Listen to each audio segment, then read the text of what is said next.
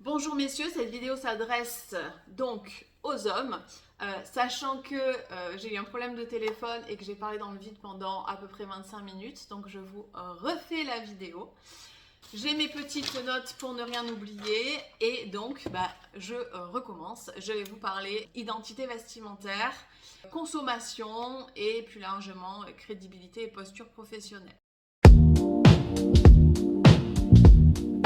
Généralement, vous aurez la qualité associée, bien que pas toujours.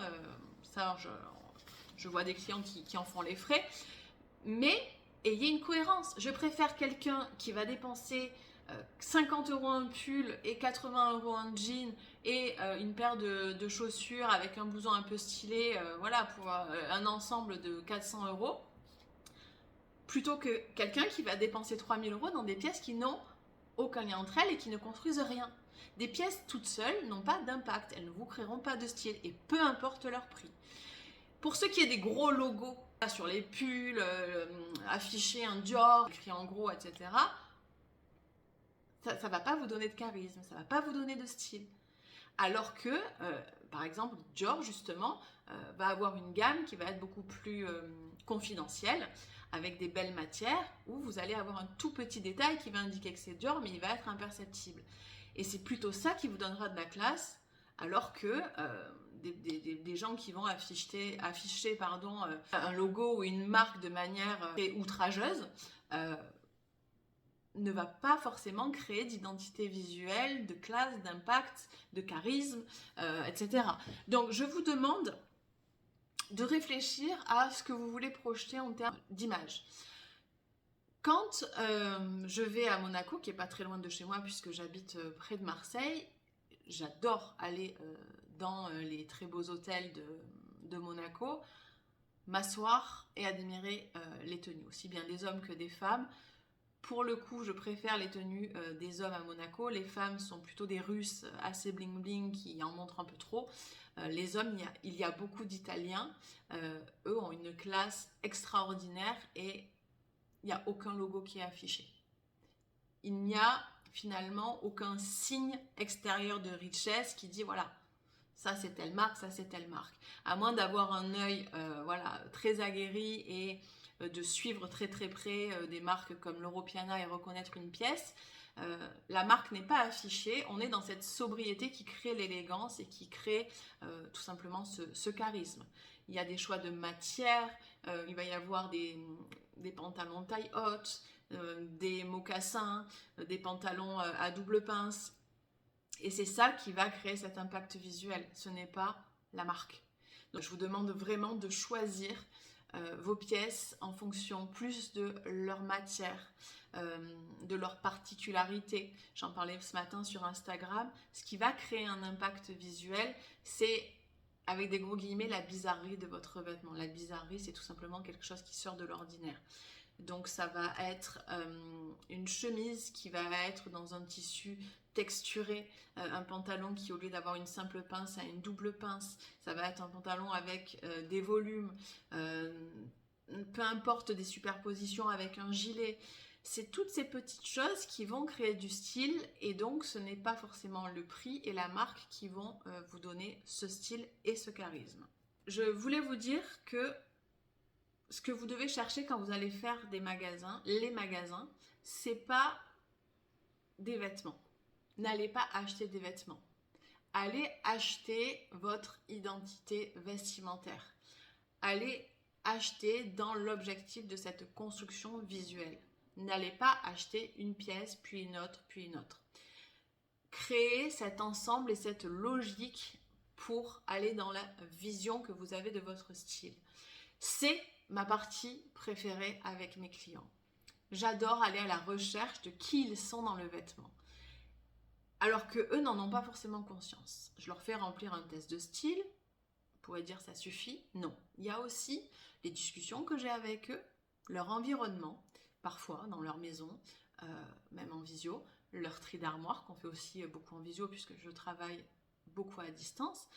J'ai remarqué dans leur armoire un motif, une pièce qui paraît anodine et qui va me mettre un peu une petite puce à l'oreille.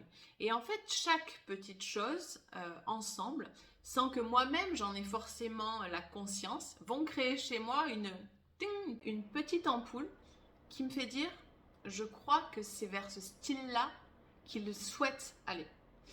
Et donc là, je vais lui soumettre des images, que ce soit sur Pinterest, Instagram ou même créé avec l'intelligence artificielle en lui disant « Qu'est-ce que tu en penses ?»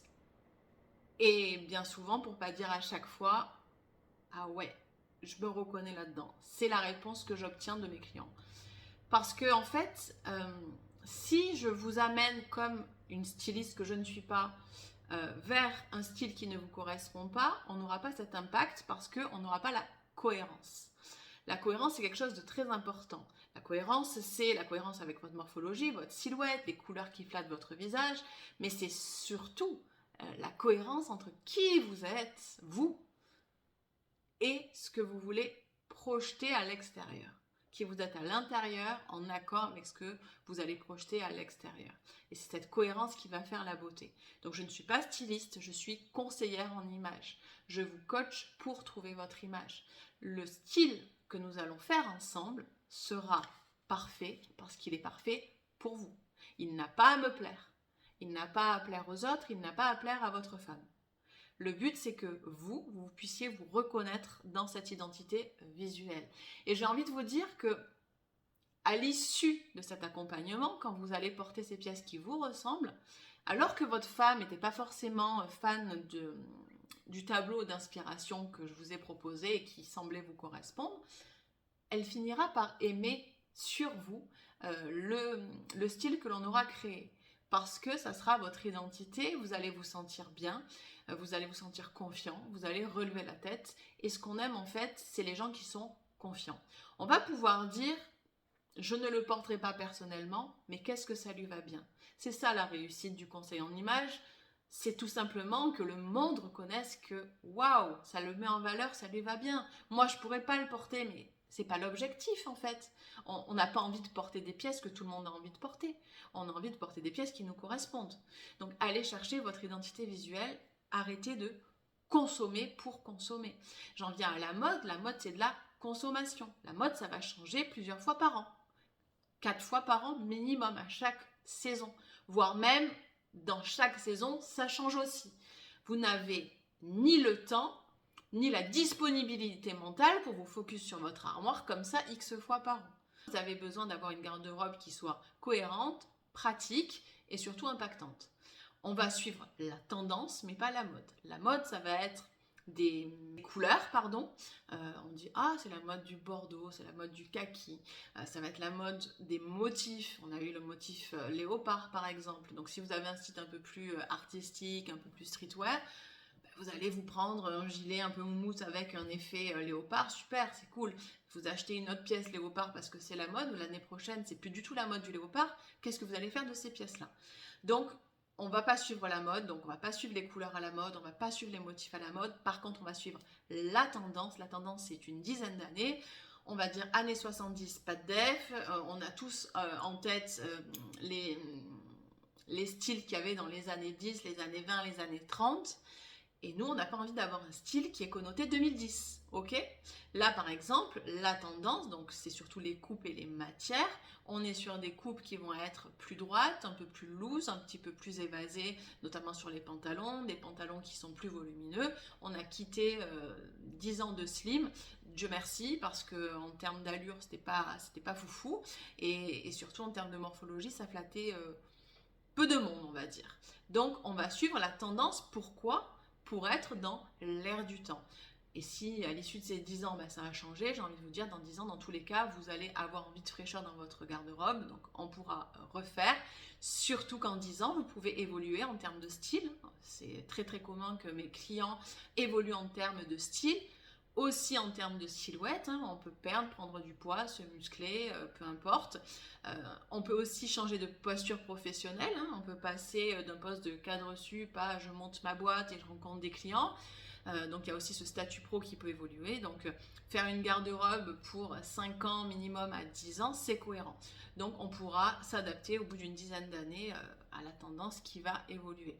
Je vous demande donc ça, d'arrêter de porter des pièces qui sont connotées 2010-2015. Quand je trie une armoire, je suis capable, en regardant un jean par exemple, de voir à sa façon d'être délavé, à sa boutonnière, en quelle année vous l'avez acheté.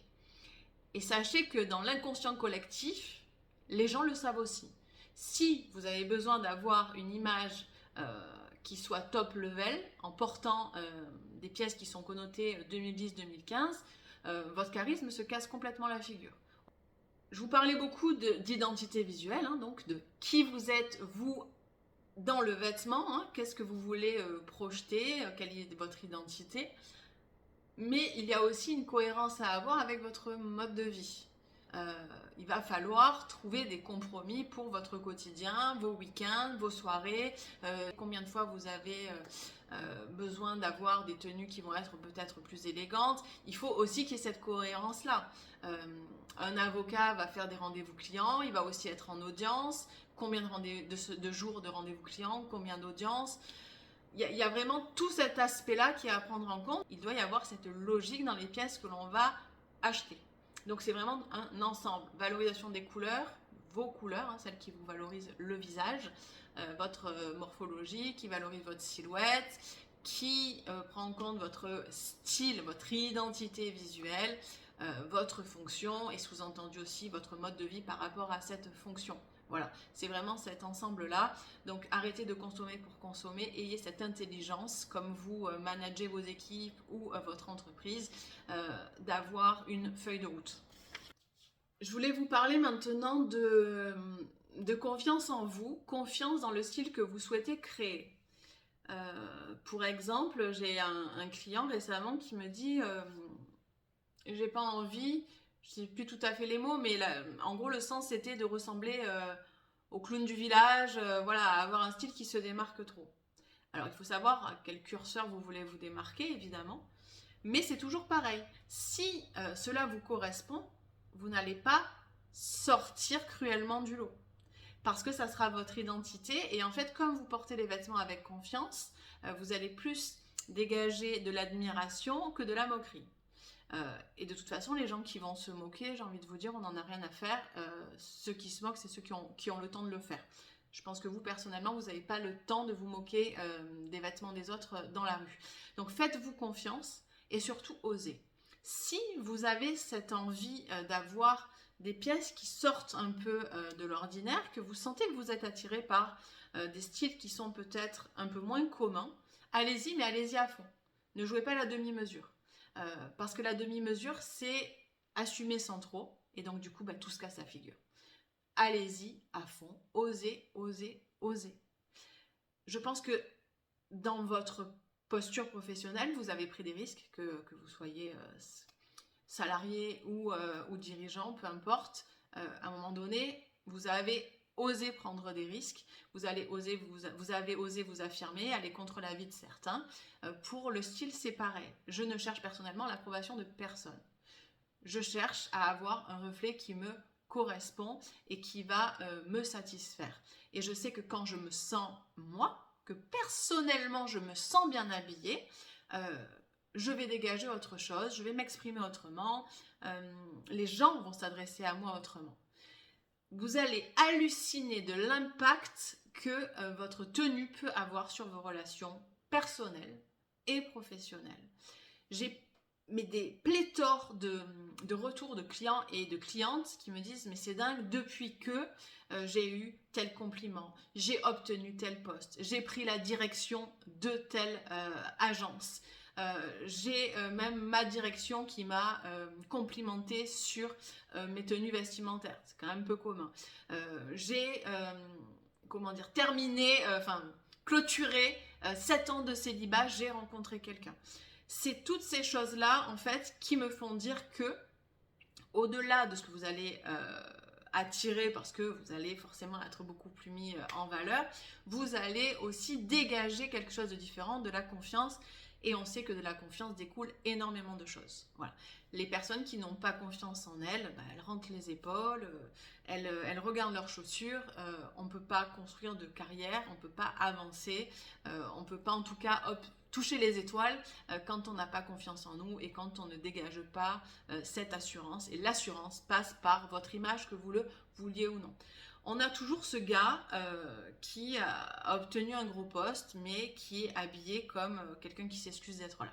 Voilà, j'ai été salariée et en fait, j'avais envie de voilà, je me mordais les doigts parce que j'avais envie de leur dire, mais qu'est-ce que tu fais avec ta chemisette manche courte? Alors, la chemisette manche courte, c'est possible sur une tenue d'été, en lin, etc. Je vous parle de la chemisette coton qu'on va mettre sous la veste de costume, voilà, quand on a chaud. Alors, je vous parle d'un truc qui date maintenant, hein, puisque c'était il y a presque 20 ans. Je me dis, mais pourquoi tu fais ça, en fait? Tu peux pas avoir ce poste et t'habiller comme ça. Et en fait, tout ça, c'est inconscient, mais ça impacte en fait vos relations. Vous pouvez vous dire, mais de toute façon, mes interlocuteurs, ils sont pas mieux habillés que moi, donc ça n'a pas d'importance. Si, ça a de l'importance parce que justement, quand vous allez dégager cette assurance et ce look qui fait se retourner les têtes, le client, la cliente va se dire, waouh, lui, c'est pas rien, il dégage quelque chose, il a du charisme, il fait attention aux détails, il ou elle est beau ou belle, pas dans le sens esthétiquement visage parfait, mais dans le sens où waouh, ça crée de l'esthétisme, c'est beau à regarder. C'est quelqu'un qui prête attention aux détails, qui donc va prêter attention à mon dossier. C'est quelqu'un qui va au bout des choses, c'est quelqu'un de pointu et ça en dit même plus long sur votre travail. Vous allez convaincre déjà avec votre allure, avec votre posture. Ça serait se tirer une balle dans le pied que de ne pas marquer ces points-là qui sont presque gratuits. Vous allez serrer une main, vous avez une tenue qui envoie du lourd. Je peux vous dire que déjà, votre prospect, votre client, votre direction, vos employés vont se dire waouh, lui, voilà, il en impose, je vais m'asseoir, je vais écouter. Vous allez convaincre déjà au moins à 50% grâce à votre image, à vos vêtements. Vous allez convaincre grâce à votre identité visuelle. Cela va énormément jouer, cela va énormément vous aider d'avoir un look qui envoie du lourd. Donc je vous conseille d'avoir cette vision, de créer un tableau d'inspiration, de savoir dans quoi vous vous reconnaissez, pour déjà dans votre mindset vous dire voilà, moi ce que j'ai envie c'est ça, et ensuite avancer vers votre objectif. Évidemment que si vous ne faites pas aider, ça sera plus long. Personnellement et à titre professionnel, je me fais coacher pour divers domaines. J'ai essayé toute seule évidemment, hein, parce que je suis têtue. J'ai regardé des vidéos YouTube, j'ai obtenu un semblant de résultat. Quand je me fais aider, je vais beaucoup plus vite, c'est beaucoup plus efficace et j'obtiens les résultats que je veux. Et c'est dans tous les domaines, que ce soit dans le sport, la nutrition, le business, le conseil en image. Se faire aider, c'est quand même aller plus vite. Investir en vous ne sera jamais une perte d'argent, ce sera un gain de temps et surtout un gain de confiance en vous et donc un gain de résultats, que ce soit au niveau perso ou pro. Je vous dis à très vite pour une prochaine vidéo. N'hésitez pas à me rejoindre sur Instagram, concepteur de style.